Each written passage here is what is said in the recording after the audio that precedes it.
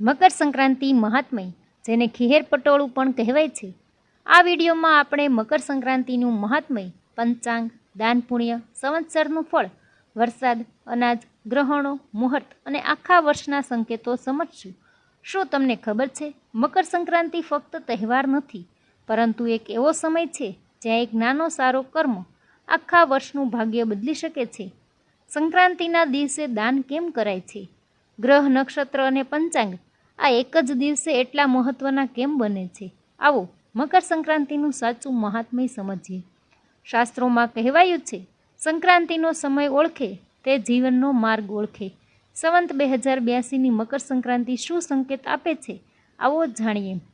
ભગવાન શ્રી ગણેશ અને શ્રી કૃષ્ણને નમન કરીએ, જેના ચરણોનું સ્મરણ કરતાં જ જીવનના બધા વિઘ્નો અને અડચણો દૂર થાય છે.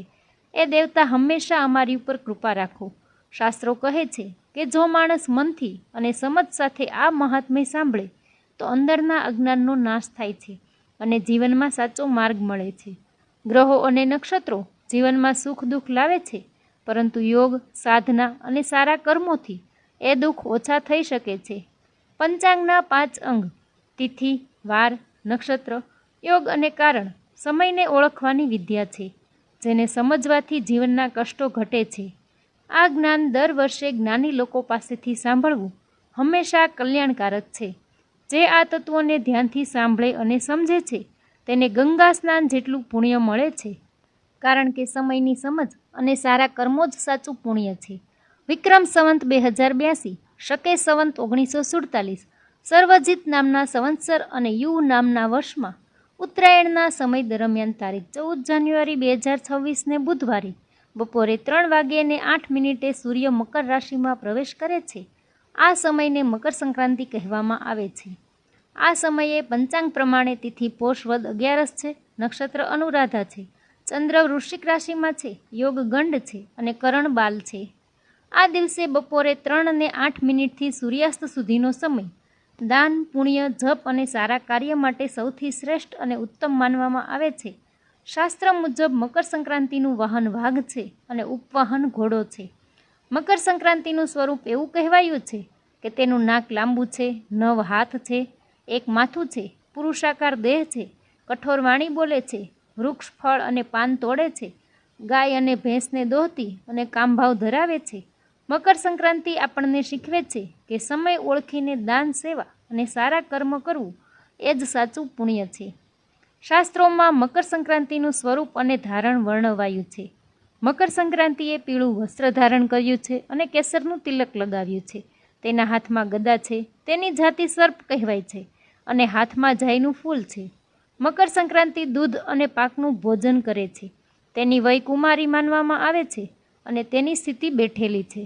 તેનું ભોજન પાત્ર રૂપાનું છે. તે પર્ણની કુચુકી પહેરે છે અને મોતીના આભૂષણ ધારણ કરે છે. મકર સંક્રાંતિનું વાર નામ મંદાકિની છે અને નક્ષત્ર નામ પણ મંદાકિની છે. મકર સંક્રાંતિ પૂર્વ દિશામાંથી આવે છે અને પશ્ચિમ દિશા તરફ જાય છે. તેનું મુખ દક્ષિણ દિશામાં છે અને તેની દ્રષ્ટિ વાયવ્ય દિશામાં છે. શાસ્ત્રોમાં એવી માન્યતા છે કે સંક્રાંતિ જે વસ્તુ ધારણ કરે છે એ વસ્તુ તે વર્ષ દરમિયાન મોંઘી થાય છે. જેમ કે પીળું વસ્ત્ર ધારણ કરવાથી સોનું, ચણા દાળ અને પીળા રંગની વસ્તુઓ મોંઘી થાય છે. સંક્રાંતિ દૂધ અને પાકનું ભક્ષણ કરે છે, એટલે દૂધ, ઘી અને દૂધની બનાવટો મોંઘી થાય છે. મોતીના આભૂષણ ધારણ કરવાથી મોતી મોંઘા થાય છે. હાથમાં ગદા હોવાથી લોખંડ અને શસ્ત્ર જેવી વસ્તુઓ મોંઘી થાય છે. જાઈનું ફૂલ ધારણ કરવાથી ફૂલો મોંઘા થાય છે. સંક્રાંતિનું વાહન વાઘ અને ઘોડો છે, એથી આવા પશુઓથી ત્રાસ વધે છે. મકર સંક્રાંતિને દિવસે પુણ્યકાળ દરમિયાન શાસ્ત્રોમાં કેટલાક ખાસ કામ કરવા કહેવામાં આવ્યા છે. આ સમયે તલ મિશ્રિત પાણીથી સ્નાન કરવું, તલનું ઉપટણ કરવું, તલનો હોમ કરવો, તલ મિશ્રિત પાણી પીવું, તલ ખાવા એટલે કે ભોજનમાં તલનો ઉપયોગ કરવો અને શક્તિ મુજબ દાન કરવું. આ રીતે તલનો 6 પ્રકારથી ઉપયોગ કરવાથી માણસના બધા દુઃખ નાશ પામે છે અને જો તલ વાવવામાં આવે તો એમની જેટલી શાખાઓ ઉત્પન્ન થાય છે એટલા 1000 વર્ષ સુધી એ સ્વર્ગલોકમાં વાસ કરે છે. આ દિવસે વડીલ લોકો અને પિતૃઓનું સ્મરણ અને સન્માન કરવું, ગાયને ઘાસચારો આપવો અને ઈષ્ટદેવની ઉપાસના કરવી જોઈએ. આ રીતે ઈષ્ટદેવની ઉપાસના કરવાથી અક્ષય પુણ્યની પ્રાપ્તિ થાય છે, અર્થાત એવું પુણ્ય જે ક્યારેય નાશ પામતું નથી. ઉત્તરાયણના સમયે તલ ભરેલું પાત્ર અને વસ્ત્રદાન જો બ્રાહ્મણોને કરવામાં આવે તો મહાપાપ, ગંભીર રોગો અને મોટી વ્યાધિઓનો નાશ થાય છે. સંવત્સર અને રાજાદીનું ફળ. વિક્રમ સંવત 2082માં પિંગલ નામનો સંવત્સર ચાલે છે. આ સંવત્સરમાં સૂર્ય સંક્રાંતિનું પરિણામ મધ્યમ ગણાય છે. ધાન્યનો અધિપતિ બુધ છે. પશ્ચિમ દિશાનો ધાન્યશ પણ બુધ છે. ચંદ્ર અને નિશેષના સ્વામી ગુરુ છે. આ કારણે વર્ષ દરમિયાન અનાજ અને કઠોળના ભાવમાં વધઘટ જોવા મળે છે. ખાસ કરીને ઘઉં, ચણા, જવ, ચોખા, બાજરી, અડદ, જુવાર આ બધાના ભાવ વધારે રહે છે. લાલ રંગની વસ્તુઓ અને લાલ રંગની બનાવટો મોંઘી થાય છે. ગરમીનું પ્રમાણ વધે છે, જેના કારણે પાકને નુકસાન થાય છે. કળયુગ વિશે માહિતી. શકે સંવત 1948થી કળયુગના આરંભથી 5127 વર્ષ પૂર્ણ થયા છે. હજી કળયુગના 4,26,874 વર્ષ બાકી છે. સંવત્સરનું ફળ. શકે સંવત 1948માં પારાભાવ નામનો સંવત્સર ગણાય છે. પિંગલ સંવત્સરનો સ્વામી રાહુ છે. આ કારણે ગુજરાતમાં મોંઘવારી રહે છે. કાર્તિકથી 5 માસ સુધી વિગ્રહ અને પીડા વધે છે. ચૈત્ર માસમાં ધાન્ય મોંઘું થાય છે. વૈશાખથી 3 માસ અનાજ મોંઘું રહે છે. શ્રાવણ માસમાં અલ્પવૃષ્ટિ થાય છે. ભાદરવામાં ખંડવૃષ્ટિ થાય છે. આસો માસમાં ધાન્યના ભાવ સામાન્ય રહે છે. રાજાનું ફળ. આ વર્ષનો રાજા ગુરુ છે, એટલે વરસાદ સારો થાય છે. ગાયો વધારે દૂધ આપે છે. પ્રજા આનંદમાં રહે છે. સેનાધિપતિનું ફળ. આ વર્ષનો સેનાધિપતિ ચંદ્ર છે, એટલે પાડોશી દેશો સાથે સંબંધ બગડે છે.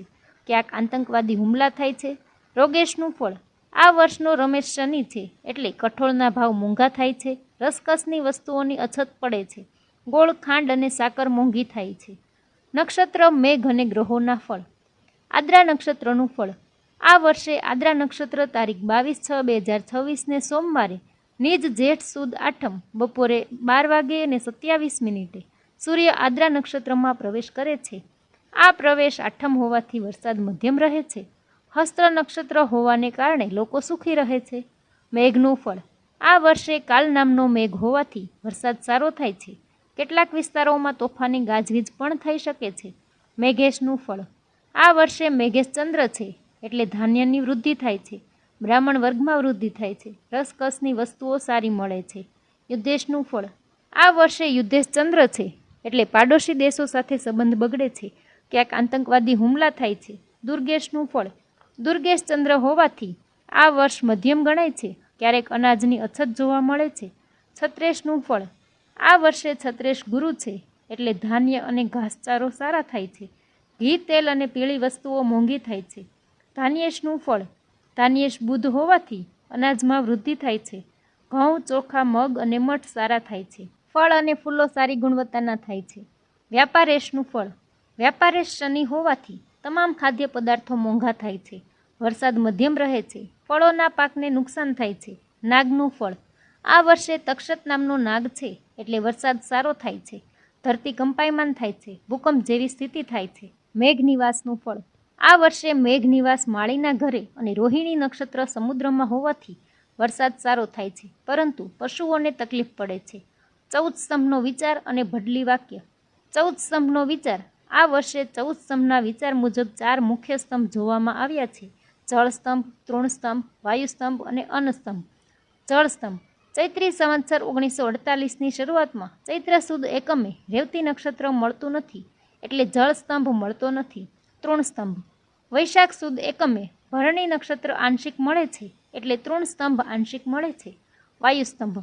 જેઠ સુદ એકમે મૃગશીર્ષ નક્ષત્ર મળે છે, એટલે વાયુ સ્તંભ પૂર્ણ મળે છે. અન્ન સ્તંભ. અષાઢ સુદ એકમે પુનર્વસુ નક્ષત્ર આંશિક મળે છે, એટલે એટલે કે અનાજના સ્તંભ પણ આંશિક મળે છે. આ રીતે જોતા માત્ર એક સ્તંભ પૂર્ણ મળે છે, એટલે વર્ષ આશરે 50% જેટલું સારું રહેશે એવો અંદાજ છે. ભડલી વાક્ય એટલે કે અશુભ સંકેતો. કાર્તિક સુદ પડવાના દિવસે બુધવાર હોવાથી પરિસ્થિતિ માઠી થાય છે. દિવાળી પછી કાર્તિક સુદ પાંચમના દિવસે રવિવાર હોવાથી ઘણા ઉત્પાત અને મુશ્કેલીઓ થાય છે, એટલે અનાજનો સંગ્રહ કરવો એવી સૂચના છે. મારવાડ વિસ્તારમાં મરકીનો રોગ ફેલાય છે અને ગુજરાતમાં વિગ્રહ થાય છે. પોષ અમાસે રવિવાર હોવાથી અનાજ બમણું કે 4 ગણું મોંઘું થાય છે. ફાગણ સુદ એકમના દિવસે શતભિષા નક્ષત્ર હોવાથી દુકાળની સ્થિતિ સર્જાય છે, પરંતુ ચૈત્ર પૂનમે ગુરુવાર હોવાથી ઘેર ઘેર આનંદ થાય છે. અખાત્રીજના દિવસે રોહિણી નક્ષત્ર નથી, પોષ અમાસે મૂળ નક્ષત્ર નથી, રક્ષાબંધનના દિવસે શ્રવણ નક્ષત્ર નથી અને કાર્તિક પૂનમે કૃતિકા નક્ષત્ર નથી. એટલે પૃથ્વી પર ભારે ઉત્પાત થાય છે. અષાઢ સુદ બીજના દિવસે ગુરુવાર હોવાથી ભારે વરસાદ થાય છે. અષાઢ સુદ 11 શનિવાર હોવાથી અનાજ મોંઘું થાય છે. વર્ષની શરૂઆતથી તારીખ 27/10/2026 સુધી ઘઉં અને ગોરસ ઓછા મળે છે. શનિ મીન રાશિમાં હોવાથી રાજકારણમાં નેતાઓ વચ્ચે વિગ્રહ થાય છે. દિવાળીના દિવસે સ્વાતિ નક્ષત્ર અને બીજા દિવસે ગોપૂજનના દિવસે વિશાખા નક્ષત્ર હોવાથી યુદ્ધ જેવી પરિસ્થિતિ ઊભી થાય છે. સંવત્સર શરૂ થવાની માહિતી. સર્વજીત નામના સંવત્સર પછી સર્વધારી નામનું સંવત્સર આવે છે. આ નવું સંવત્સર ચૈત્ર સુદ એકમ અર્થાત ફાગણ વદ અમાસ પછી તારીખ 19/3/2026 ગુરુવારથી શરૂ થાય છે. શુભ અશુભ યોગોની સંખ્યા. ગુરુ પુષ્ય યોગ 3 છે. પુષ્ય નક્ષત્ર યોગ 14 છે. શનિ રોહિણી અમૃત સિદ્ધિ યોગ 1 છે. શનિવારી અમાસ 3 છે. સોમવારી અમાસ 4 છે. બુધવારી અમાસ 3 છે અને સોમવારી પૂનમ 3 છે. રવિ પુષ્ય અમૃત સિદ્ધિ યોગ 3 છે. 2026ના ગ્રહણો. 17 ફેબ્રુઆરી 2014 કંકણાકૃતિ સૂર્યગ્રહણ, જે ભારતમાં દેખાશે નહીં તેથી પાળવાનું નથી. 3 માર્ચ 2026 કંકણાકૃતિ ચંદ્રગ્રહણ, જે ભારતમાં દેખાશે તેથી પાળવાનું છે. 12 ઓગસ્ટ 2026 ખગ્રાહ સૂર્યગ્રહણ, જે ભારતમાં દેખાશે નહીં તેથી પાળવાનું નથી. 27 ઓગસ્ટ 2026 ખંડગ્રાસ ચંદ્રગ્રહણ, જે ભારતમાં દેખાશે નહીં તેથી પાળવાનું નથી. વસ્તુઓના ભાવ એટલે કે વસા. આ વર્ષે વરસાદ, અનાજ, વસ્ત્ર, ઘી, તેલ, સોનું, ચાંદી, લોખંડ, ઘઉં, ચોખા, બાજરી, જુવાર, મકાઈ, તલ, સરસવ, મગ, અડદ, ચણા, વાલ, વટાણા, ધાણા, વરિયાળી, અજમો, સૂંઠ, સાકર, શ્રીફળ, કપાસ આ બધાના ભાવમાં ઉતાર ચઢાવ જોવા મળે છે અને અનેક વસ્તુઓ મોંઘી થાય છે. સંક્રાંતિના સમયે બનેલી કુંડળી પ્રમાણે આ સમયે શુક્ર ગ્રહ 9મા ભાવમાં સૂર્ય સાથે છે અને ગુરુ ધન ભાવમાં સ્થિત છે. બીજી તરફ મંગળ 12મા ભાવનો માલિક બનીને 8મા ભાવમાં પડ્યો છે. એટલે વર્ષ દરમિયાન દેશમાં ઘણા નવા અને અચાનક ફેરફારો જોવા મળશે. આ કારણે સત્તાધારી પક્ષોને મુશ્કેલીઓનો સામનો કરવો પડશે. ક્યારેક કમોસમી વરસાદ થશે, જેના કારણે ખેડૂત વર્ગ પરેશાન થશે. ઋતુમાં થતા ફેરફારોથી પશુઓ અને માણસોમાં રોગચાળો ફેલાય તેવી શક્યતા છે અને ધરતીકંપ જેવી ઘટનાઓથી મોટું નુકસાન થવાની શક્યતા પણ દેખાય છે. હવે આપણે લગ્ન માટેના શુભ મુહૂર્ત જોઈએ. નવેમ્બર 2025માં તારીખ છે 16, 22, 23, 24, 25, 26 અને 30. ડિસેમ્બર 2025માં તારીખ છે 2 અને 5. ફેબ્રુઆરી 2026માં તારીખ છે 5, 6, 7, 8, 10, 12, 13, 20, 21 અને 22. માર્ચ 2026માં તારીખ છે 5, 6, 7, 8, 9, 10, 11, 12 અને 14. એપ્રિલ 2026માં તારીખ છે 21, 26, 27, 28, 29 અને 30. મે 2026માં તારીખો છે 3, 7, 9, 10 અને 14. પછી ફરી નવેમ્બર 2026માં તારીખ છે 21, 24, 25 અને 26. ડિસેમ્બર 2026માં તારીખ છે 2, 3, 4, 10, 13 અને 14. આ તારીખો લગ્ન માટે શુભ માનવામાં આવે છે. શનિની પનોતી વિશે. શાસ્ત્ર મુજબ શનિની નાની પનોતી 2 વર્ષ રહે છે અને શનિની મોટી પનોતી 3 વર્ષ રહે છે. અગત્યના તારાની માહિતી. હવે અગત્ય તારાની વાત. સાંજે સમયે અગત્ય તારો અગ્નિખૂણામાં ઊંચે દેખાશે. રાત્રે તે 10 વાગે સૌથી વધારે ઊંચો આવશે અને 2 વાગ્યે અસ્ત થઈ જશે, એટલે કે દેખાતો બંધ થઈ જશે. અહીં તમે સંવત 2082ના સાલનું નાની પનોતી અને મોટી પનોતી તેમજ સંક્રાંતિ સમયની કુંડલી જોઈ શકો છો. અહીં 12 રાશિનું શુભાશુભ માળખું, આવક જાવક તથા દાનનું કોષ્ટક અને સંવત 2082 અધિક માસ સહિતનું ઉત્તમ સાધારણ કષ્ટ દર્શાવતું કોષ્ટક રજૂ કરેલ છે. તો ભક્તજનો, આ રીતે મકર સંક્રાંતિનું મહાત્મય આપણને શીખવે છે કે દાન, સંયમ અને ધર્મના માર્ગે ચાલવાથી જીવનમાં સુખ, શાંતિ અને સમૃદ્ધિ આવે છે. મકર સંક્રાંતિએ તલ, અનાજ, વસ્ત્ર અને અન્નનું દાન માત્ર પુણ્ય નહીં, પરંતુ માનવતા અને કરુણાનું પ્રતીક છે. સૂર્યનારાયણના ઉત્તરાયણ ગમન સાથે આપણા જીવનમાંથી પણ અજ્ઞાન, દુઃખ અને અંધકાર દૂર થાય એવી પ્રાર્થના કરીએ.